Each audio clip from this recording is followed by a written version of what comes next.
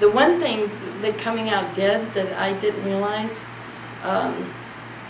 it's almost like I set myself free. And that's the part that surprised me, because I didn't really expect anything from me.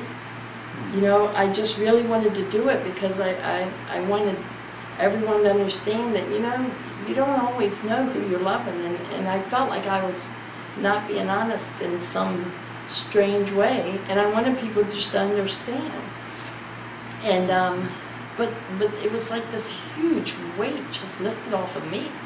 And since then, I can't tell you the doors that have opened for me. It's just been incredible.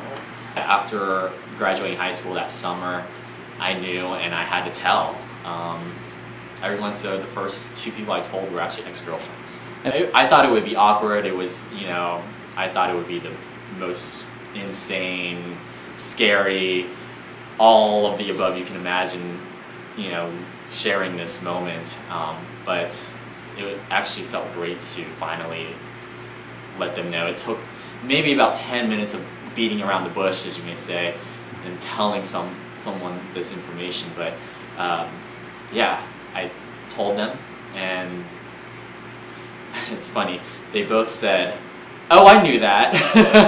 And they were just, you know, like, we were waiting, and, you know, they have my back 100%. They support everything that I do, and that they are thankful that, you know, I came out to them and told them. And one big lesson throughout the whole process for me, both coming out and in our ceremony and then getting married, was to never underestimate the ability of people to accept you, and to accept who you are. Back then, it just, you know, I know the kids knew I was gay. That's really important. I know they knew on some level how it got out in the community, whatever it might be. But I never publicly sort of came out to them. And it was one thing when I wrote my first book, I acknowledged that, and I said, you know, I apologize, because I should have. You know, I always felt like I should have told them on some level. Walt Whitman was gay. I should have talked about that. I remember a kid asked me one time, you know, was Walt Whitman gay? And I went, yeah, so, and that was my answer. And it was probably a perfect answer, you know, yes, so what?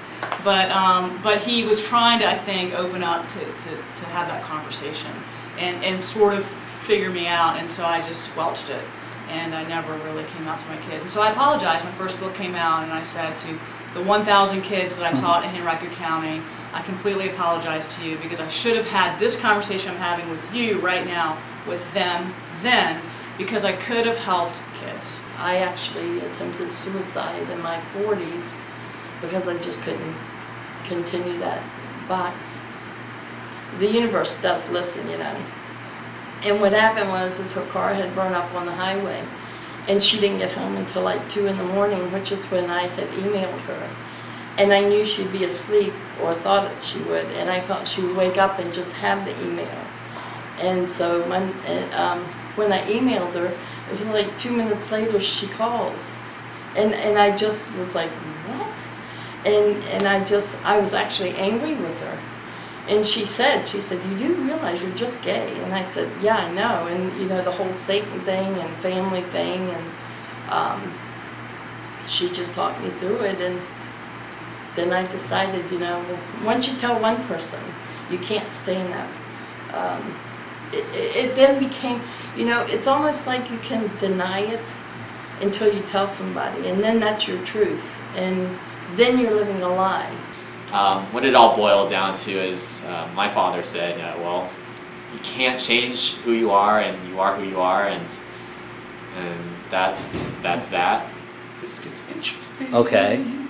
I am sexually attracted to men, but over the last 5 years, I have been dating a female who is a lesbian, but she dresses as a male. So what is the lesson in all that people just maybe not think so hard about any of this? Stop judging. Who says there has to be a label? Who says there has to be, you know, just because you're a guy you date a girl, or just because you're a girl who wears a dress, or a guy who wears a suit, you have to be this way and be that way. No judging. None whatsoever.